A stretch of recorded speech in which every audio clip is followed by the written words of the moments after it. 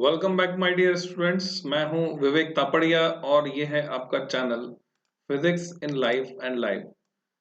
बच्चों, इस बार काफी गैप आ गया, पर अब कंटिन्यूटी बनी रहेगी। ये पूरी कोशिश रहेगी मेरी, कुछ अर्जेंट वर्क की वजह से ये ऐसा हो पाया। बच्चों, सैंपल पेपर 2 हम डिस्कस कर रहे थे, इसको खत्म करके सैंपल पेपर 3 पे हम जाएंगे। तो ये है सैंपल पेपर 2 क्लास 12th के 2021 एंड ऑनवर्ड्स एग्जाम्स के लिए, जिसमें 1 मार्क हम डिस्कस कर चुके हैं बच्चों, 2 मार्क्स भी डिस्कस कर चुके हैं। ये पार्ट 4 है, ठीक है। तो पार्ट 4 में question number 26 to question number 30 वो मैं आज के इस लेक्चर में डिस्कस करने वाला हूं, जो कि 3 नंबर के सवाल हैं। सो लेट्स सी कि 3 नंबर के जो सवाल हैं आपके, वो किस तरह के होंगे। और इसका पूरा क्रेडिट जाता है बच्चों केंद्रीय विद्यालय संगठन को। So let's start with this exercise। 3 number के क्वेश्चंस में किस तरह के सवाल आपको मिलने वाले हैं। This is called section D. तो ये है सेक्शन डी में क्वेश्चन नंबर 26। इसमें फर्स्ट पार्ट में पूछा गया है, रॉड ऑफ लेंथ एल, ये रॉड है, इसकी लंबाई एल है, is moved horizontally with a uniform velocity V, V velocity से इसको ले जा रहे हैं, in a direction perpendicular to its length through a region in which a uniform magnetic field is acting vertically downward। ये cross आप देख रहे हैं, यानी मैग्नेटिक फील्ड है अंदर की तरफ, तो लिखा वर्टिकली डाउनवर्ड है, तो आप इसको हॉरिजॉन्टल अरेंजमेंट मान सकते हैं। Derive the expression for the EMF induced across the ends of the rod.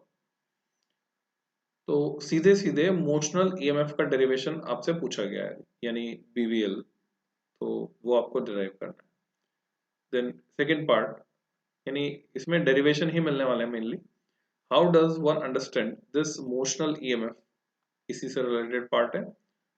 Bye invoking the Lorentz force acting on the free charge carriers of the conductor, explain.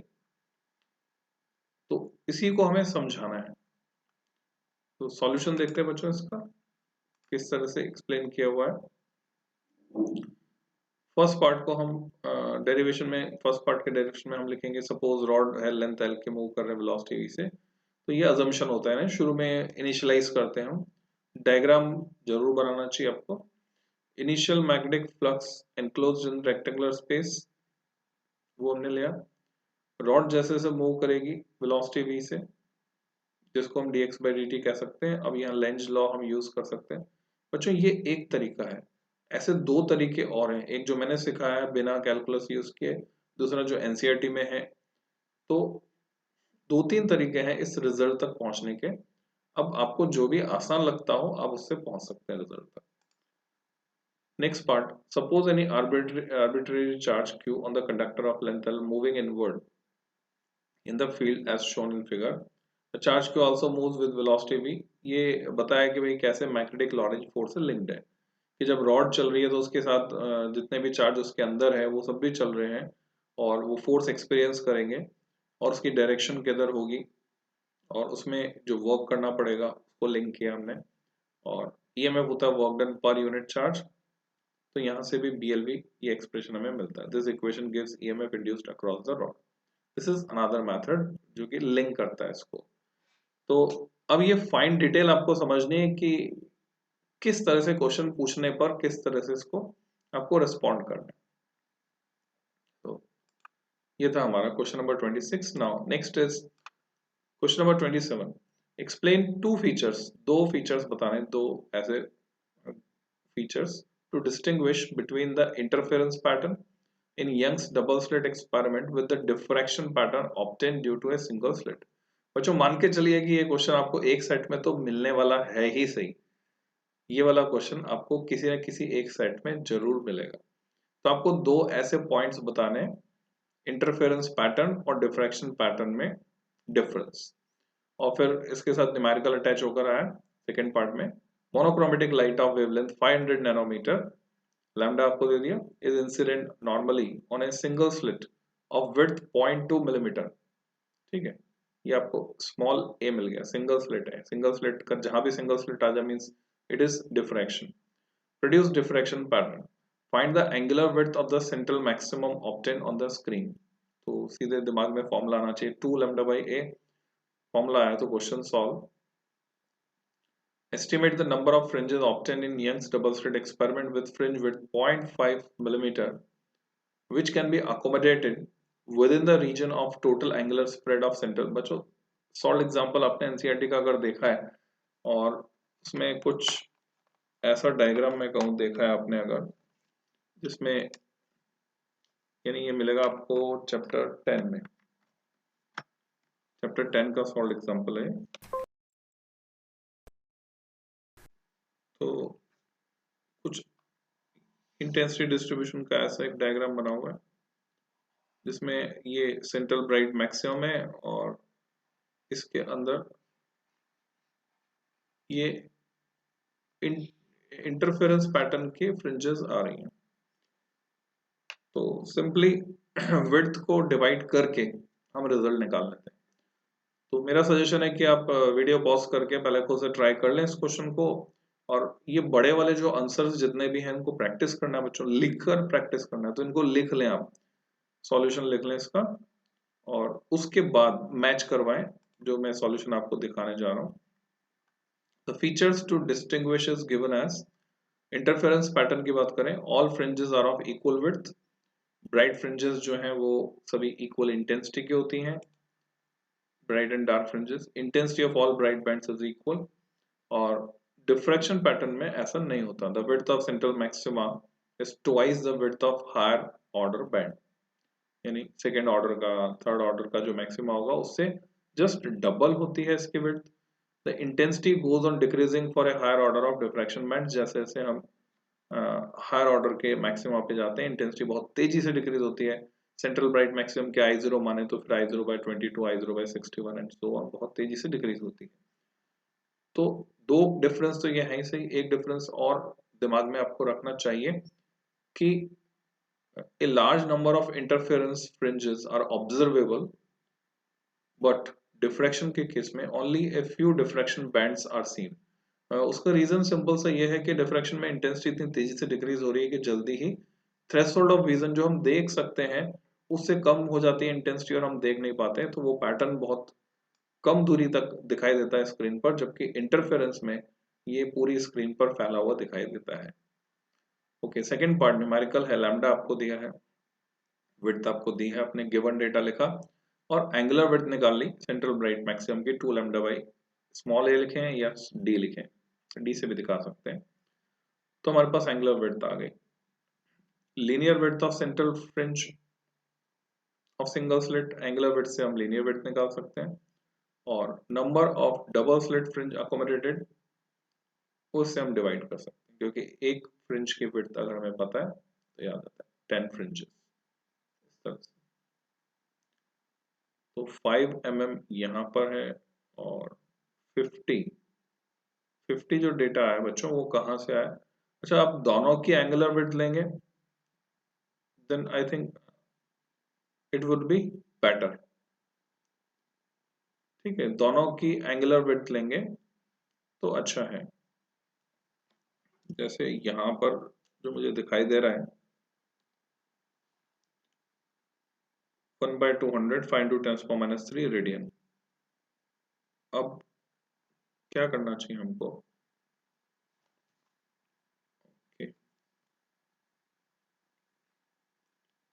Solve example अगर NCERT का देखेंगे तो वहां से clarity आएगी। Central fringe of single slit, linear width निकालें तो linear width को लीनियर विड्थ से डिवाइड करें, और एंगुलर विड्थ निकालें तो एंगुलर विड्थ को एंगुलर विड्थ से डिवाइड करें। ये ध्यान रखना, दोनों तरीके से कर सकते हैं। यहाँ पे लीनियर विड्थ निकाल के डिवाइड किया हुआ है। वापस अगर मैं क्वेश्चन पे ले जाऊं आपको, ये रहा 0.5 मिलीमीटर, ठीक है, YDSE डबल फ्रिंज विड्थ 0.5, इसलिए ये 50 कर दिया है ना, 0.5 से डिवाइड किया इसको 5 को। और जरूरी नहीं ऐसा करें, तो जो एंगुलर विड्थ होती है 2 लैम्डा बाई ए, ये तो किसकी है, सिंगल स्लिट की, और लैम्डा बाई डी ये एंगुलर विड्थ होती है डबल स्लिट की। तो यहां से आप रिलेशन निकाल सकते हैं, पर यहाँ आपको डायरेक्टली लीनियर विड्थ दी हुई है, इसलिए हमने लीनियर विड्थ को कैलकुलेट किया है एंगुलर विड्थ की जगह। और पार्ट में देखते हैं बच्चों, और पार्ट में क्वेश्चन है, one of the two identical slits producing interference in Young's experiment is covered with glass. दोनों में से एक को आपने ढक दिया है कांच की पट्टी से, so that the light intensity passing through it is reduce to 50%, आधी रह जाती। अगर उसमें से निकल रही थी I0 तो I0/2 रह गई। Find the ratio of the maximum and minimum intensity of the fringe in the interference pattern. बहुत ऑब्वियस सा क्वेश्चन है और आप एक्सपेक्ट कर सकते हैं इसको भी। सेकेंड पार्ट में है, what kind of fringes do you expect to observe if white light is used instead of monochromatic light.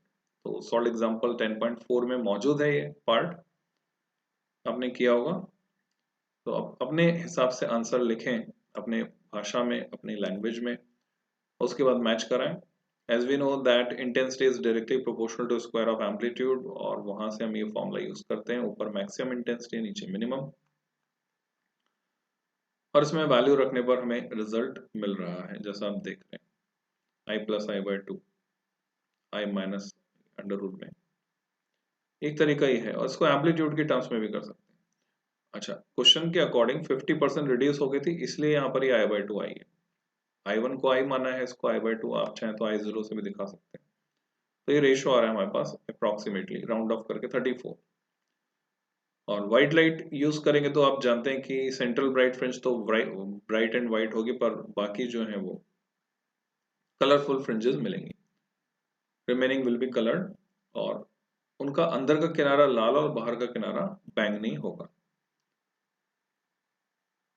Next question, question number 28, ये भी सॉल्व एग्जांपल एनसीईआरटी के बच्चों, आपको अच्छे से करके जाने solve example. Network of 410 microfarad capacitor connected to 500 volt supply, determine the equivalent capacitance. अभी equivalent capacitance of the network बोला है, तो ये टर्मिनल हो गए ये दोनों, इनके बीच आपको निकालनी है। तो ये तीन तो हम देख रहे हैं सीरीज में है, इनके सीरीज इक्विवेलेंट के साथ ये वाला पैरेलल में, तो इससे निकाल पाएंगे। The charge on each capacitor, यहाँ जो 500 वोल्ट हमने लगाए हैं उसकी वजह से जो चार्ज जाएगा Q इक्वल टू CV करके निकालेंगे। चार्ज पॉइंट ए पर डिवाइड होगा, कुछ चार्ज जो है इधर मूव करेगा, वो कितना होगा, Q equal to C into V से मिलेगा, V इसके अक्रॉस 500 ही रहेगा, बचा हुआ चार्ज इधर जाएगा। तो तीन कैपेसिटर में चार्ज सेम रहेगा और इस नीचे वाले कैपेसिटर में चार्ज अलग रहेगा। Note, the charge on each on a capacitor is the charge on the plate with higher potential, equal and opposite to the charge on the plate with lower potential. तो ये थोड़ी सी जानकारी आपको यहाँ पे दे दी। सॉल्यूशन देखते हैं बच्चों।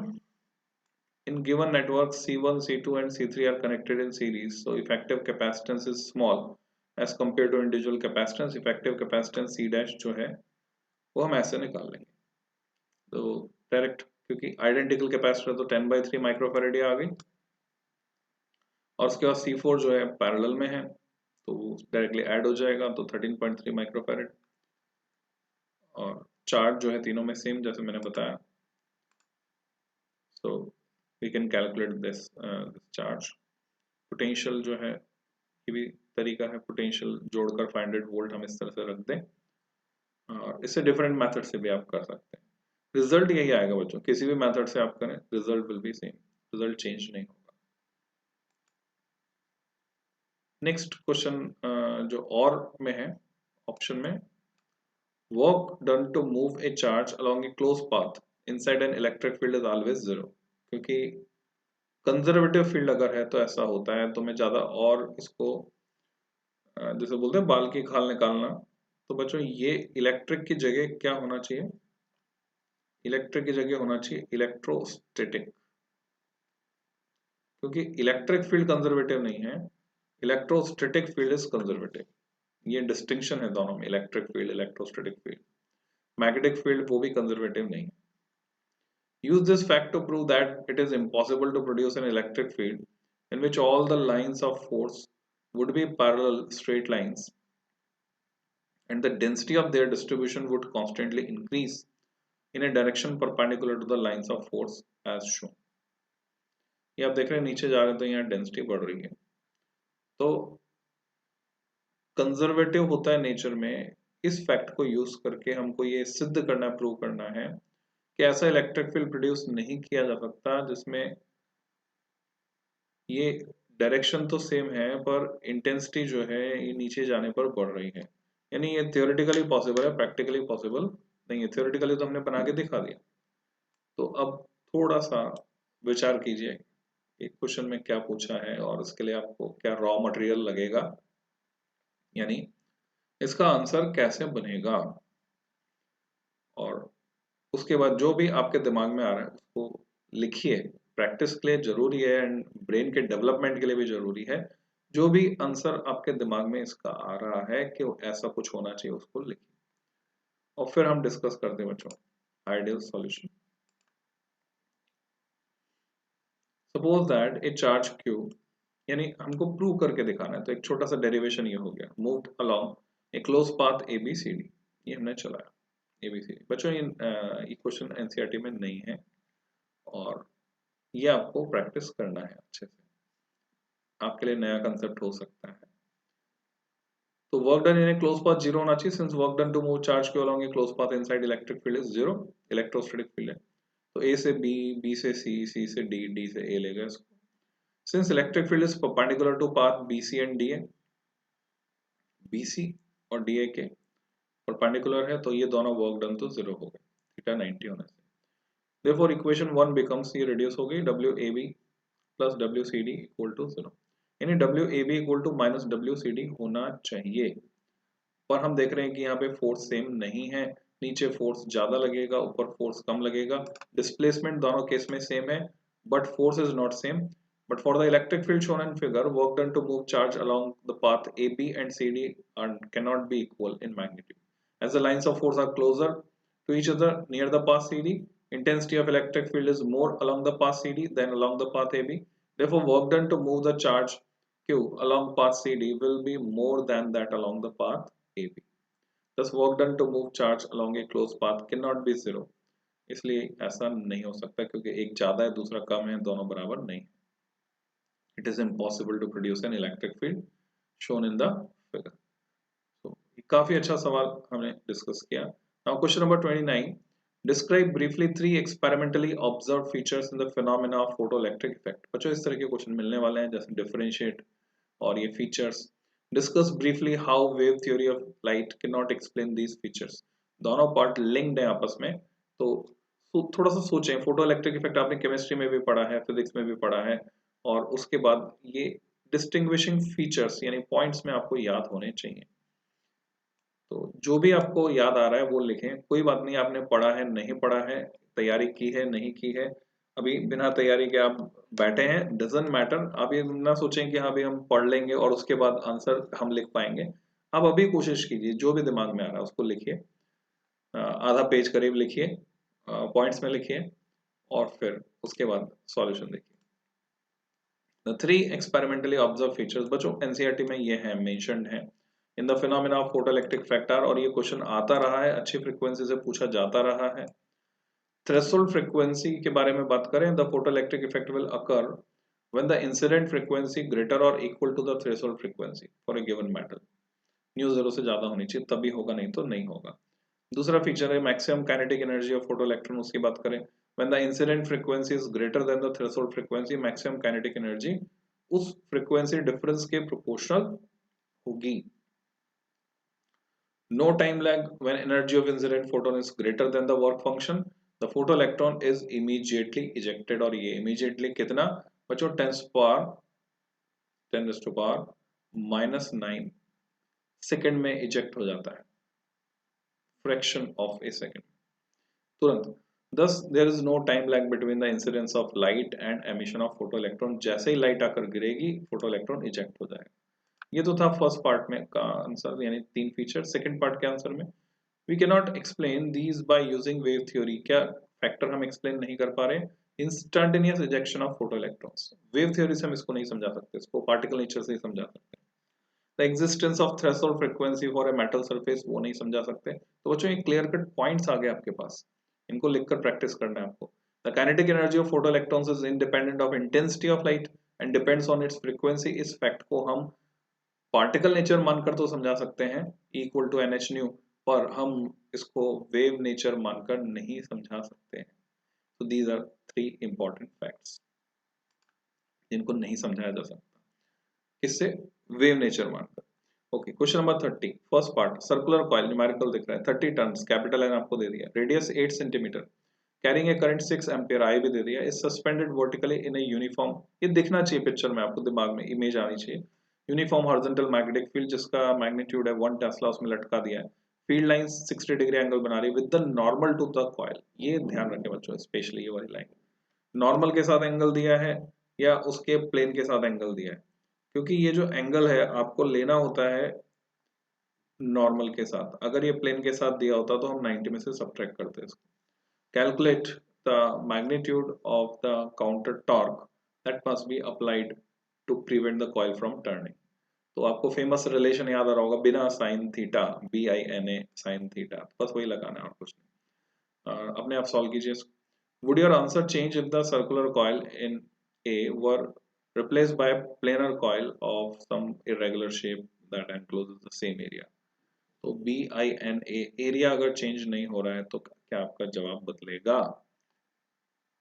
तो दोनों आंसर लिख लीजिए बच्चों, दोनों लिखना है आपको, अभी अभी लिखिए इसको कॉपी पेन लेकर, और जब आप आंसर लिख लें उसके बाद ये एक्सरसाइज जरूरी, नहीं तो फिर फायदा नहीं होने वाला है। अगर आप नहीं लिखेंगे तो फायदा नहीं होने वाला है, लिखेंगे तो निश्चित रूप से बहुत बहुत फायदा होने वाला है।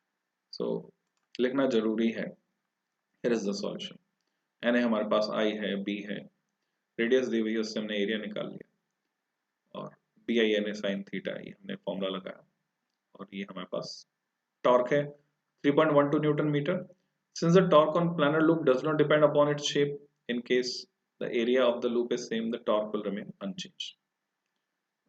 .AP ही ऐसी मिसप्रिंट है बच्चों, उसका कुछ मतलब नहीं। ओके, सेक्शन ई पर मैं आपको ले चलूंगा नेक्स्ट वीडियो में, इस वीडियो में अभी इतना ही। So happy learning.